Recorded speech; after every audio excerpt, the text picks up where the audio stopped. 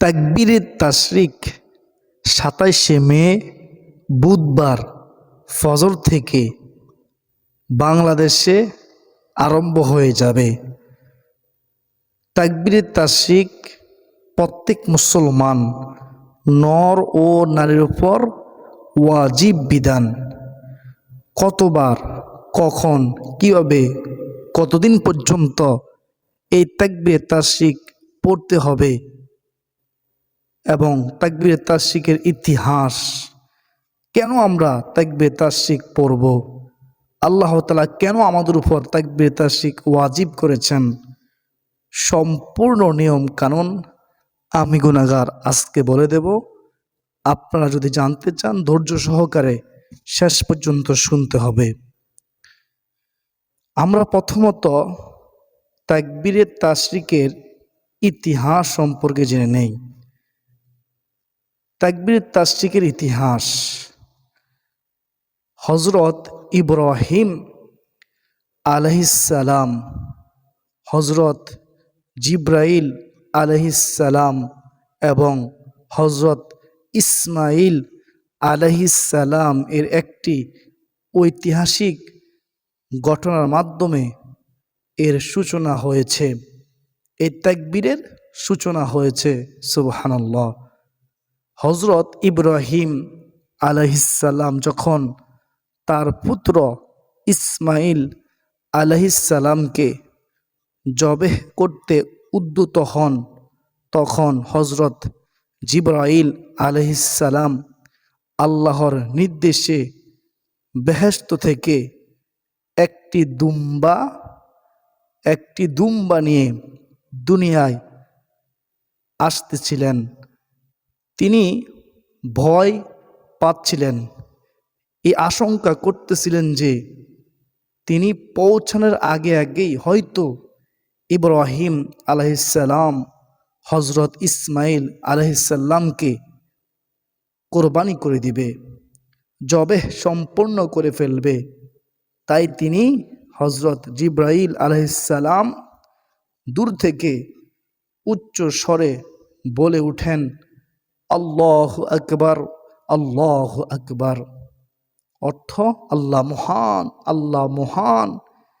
আল্লাহু আকবার দুইবার উচ্চারণ করলেন হযরত জিবরাইল আলাইহিস সালাম। হযরত ইব্রাহিম আলাইহিস সালাম আকাশ থেকে এই তাসবিহ শুনতে পেয়ে আকাশের দিকে তাকান এবং জিবরাইল আলাইহিস সালামকে দুম্বা সহ দেখতে পান। তখন তিনি হযরত ইব্রাহিম আলাইহিস সালাম আনন্দে বলে উঠেন, লা ইলাহা ইল্লাল্লাহু ওয়াল্লাহু আকবার। অর্থ আল্লাহ ছাড়া কোনো উপাস্য নেই এবং আল্লাহ মহান, আল্লাহ সর্বশ্রেষ্ঠ। সুবহানাল্লাহ। পিতার শরীর নিচে শোয়া থাকা অবস্থায় হযরত ইসমাইল আলাইহিস সালাম পুরো বিষয়টি বুঝতে পেরে আল্লাহর শুকরিয়া আদায় করে বলে ওঠেন, আল্লাহু আকবার ওয়ালিল্লাহিল হামদ। এই শেষের অংশ পাঠ করলেন কে? হযরত ইসমাইল আলাইহিস সালাম আল্লাহর শুকরিয়া নে। অর্থ আল্লাহ মহান এবং সব প্রশংসা আল্লাহর জন্যই। সুবহানাল্লাহ। হযরত ইব্রাহিম আলাইহিস সালামের মুখের বাণী, হযরত জিবরাইল আলাইহিস সালামের এই মুখের বাণী এবং হযরত ইসমাইল আলাইহিস সালামের এই মুখের বাণী আল্লাহর কাছে এত পছন্দ হয়েছে, আল্লাহ তাআলা এই বাক্যগুলো কিয়ামত পর্যন্ত ওয়াজিব করে দিয়েছেন, যাতে করে এই করুণ ইতিহাস মানুষ মনে রাখে। হযরত ইসমাইল আলাইহিস সালামের কোরবানির কথা মানুষ স্মরণ করে, হযরত ইব্রাহিম আলাইহিস সালামের কোরবানির কথা যেন স্মরণ করে। সুবহানাল্লাহ। তো আশা করি এই তাকবীর তাশরিকের ইতিহাস আপনারা শুনেছেন। এখন শুনেন কতদিন পর্যন্ত এই তাকবীর তাশরিক আদায় করতে হবে, কতবার আদায় করতে হবে, কীভাবে আদায় করবেন শুনেন মনোযোগ দিয়ে। বাংলাদেশে 27শে মে বুধবার ফজর থেকে 27শে মে বুধবার ফজর থেকে রবিবার আসর পর্যন্ত এই 5 দিন, কতদিন? এই 5 দিন মোট 23 ওয়াক্ত ফরজ নামাজের পর এই তাকবীরে তাশরিক বলা ওয়াজিব। কতবার? একবার। যারা পুরুষ আছেন তারা উচ্চ আওয়াজে বলবেন আল্লাহু আকবার, আল্লাহু আকবার, লা ইলাহা ইল্লাল্লাহু ওয়াল্লাহু আকবার, আল্লাহু আকবার, ওয়ালিল্লাহিল হামদ। যারা মহিলা আছেন তারা নিচু স্বরে বলবেন আল্লাহু আকবার, আল্লাহু আকবার, লা ইলাহা ইল্লাল্লাহু ওয়াল্লাহু আকবার, আল্লাহু আকবার, ওয়ালিল্লাহিল হামদ। প্রিয় দিনদার মুসলমান ভাই বোনেরা, আশা করি আপনারা বুঝতে পেরেছেন বাংলাদেশে 27শে মে বুধবার থেকে ফজর থেকে শুরু হয়ে যাবে তাকবীরে তাশরিক। মোট 5 দিন তাকবীরে তাশরিক আদায় করতে হবে। মোট 23 ওয়াক্ত ফরজ নামাজের পর আদায় করতে হবে। কতবার আদায় করতে হবে? একবার করে আদায় করতে হবে। এখন প্রশ্ন হলো, যদি কোনো মহিলার হায়েজ অবস্থায় তাকবীর তাশরিকের সময় হয় অথবা নেফাজের সময় তাকবীর তাশরিক বলার সময় হয়, তখন ওই মহিলা মা বোনেরা কী করবে? তাদের জন্য নামাজ মাফ এবং তাদের জন্য তাকবীরে তাশরিক এটাও মাফ। তাদের উপর ওয়াজিব নয়, তাদের আদায় করতে হবে না।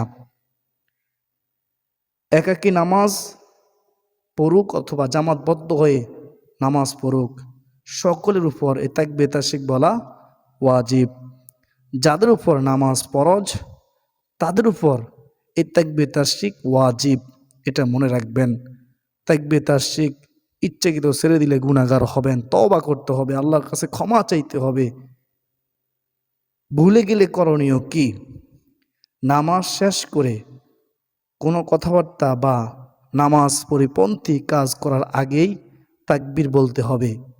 যদি কথা বলে ফেলে বা মসজিদ থেকে বের হয়ে যাওয়া হয় তবে ওয়াজিবটি ছুটে যাবে এবং এর জন্য অবশ্যই তওবা করতে হবে। এর কোনো কাজা নেই। ইমাম ভুলে গেলে করণীয়, জামাতে নামাজ পড়ার সময় ইমাম তাকবীর বলতে ভুলে গেলেও মুক্তাদিরা ইমামের অপেক্ষা না করে নিজেরা তাকবীর পাঠ করবেন। আমরা যখন জামাতবদ্ধ হয়ে নামাজ আদায় করব, ফরজ নামাজের পরে আমরা সবাই একসাথে উঁচু আওয়াজে এই তাকবীরে তাশরিক আমরা আদায় করব। 3 বার আদায় করা মুস্তাহাব, 1 বার আদায় করা ওয়াজিব। আপনি চাইলে 3 বারও আদায় করতে পারেন। আল্লাহু আকবার, আল্লাহু আকবার, লা ইলাহা ইল্লাল্লাহু ওয়াল্লাহু আকবার, আল্লাহু আকবার, ওয়ালিল্লাহিল হামদ। আল্লাহু আকবার, আল্লাহু আকবার, লা ইলাহা ইল্লাল্লাহু ওয়াল্লাহু আকবার, আল্লাহু আকবার, ওয়ালিল্লাহিল হামদ। আল্লাহ তাআলা আমাদের সবাইকে তাকবীরে তাশরিক আদায় করার তৌফিক দান করুন। সকলে বলি আল্লাহুম্মা আমিন। আরাফার দিনে রোজা রাখবেন। রোজা রাখলে নবীজি সাল্লাল্লাহু আলাইহি ওয়াসাল্লাম বলেছেন, আগের 1 বছরের গুনাহ এবং সামনের 1 বছরের গুনাহ আল্লাহ তাআলা ক্ষমা করে দিবেন। আরাফার দিনে দোয়া পড়বেন বেশি বেশি করে, লা ইলাহা ইল্লাল্লাহু ওয়াহদাহু লা শারীকা লাহু লাহুল মুলকু ওয়া লাহুল হামদু ওয়া হুয়া আলা কুল্লি শাইইন কাদির। অর্থ হলো লা ইলাহা ইল্লাল্লাহু, আল্লাহ তাআলা ছাড়া কোনো ইলাহ নেই, ওয়াহদাহু তিনি একক, লা শারীকা লাহু তার সাথে কোনো কিছুর শরীক নেই, লাহুল মুলকু, রাজত্ব তারই, ওয়ালাহুল হামদু, সমস্ত প্রশংসা তার জন্যই, ওয়াহুয়া আলা কুল্লি শাইইন কাদির, সর্ববিষয়ে সব কিছুর উপর সর্বশক্তিমান তিনি আল্লাহ। সুবহানাল্লাহ। সকল নবী রাসূলগণ এই বাক্যটি পড়েছেন, আমার নবীজিও এই কথা, এই বাক্যটি বলেছেন। আরাফা দিনের দোয়া সবচেয়ে উত্তম দোয়া। আরাফার দিনে বেশি বেশি করে নেক আমল করবেন, নফল নামাজ পড়বেন, জিকির করবেন, কোরআন তেলাওয়াত করবেন, তওবা ইস্তিগফার করবেন, রোজা রেখে গুনাহ থেকে বেঁচে থাকার চেষ্টা করবেন। আরাফার দিনে সুবর্ণ সুযোগ হাতছাড়া করবেন না। অবশ্যই এই দোয়ার মাধ্যমে আল্লাহ তাআলার কাছে সাহায্য চাইবেন। আল্লাহ তাআলা অসংখ্য বান্দা বান্দিকে 9 জিলহজ আরাফার দিনে ক্ষমা করে দেন, জাহান্নাম থেকে মুক্তি দেন। আল্লাহ তাআলা আমাকে, আপনাকে, আমাদের সবাইকে আরাফার দিনে, এই সম্মানিত দিনে তাকবীরে তাশরিক আদায় করার, রোজা রাখার, আরাফার দিনের এই শ্রেষ্ঠ দোয়াটি পাঠ করার তৌফিক দান করুন। 5 ওয়াক্ত নামাজের হেফাজত করার তৌফিক দান করুন। গুনাহ থেকে বেঁচে থাকার তৌফিক দান করুন। সকলে বলি আল্লাহুম্মা আমিন।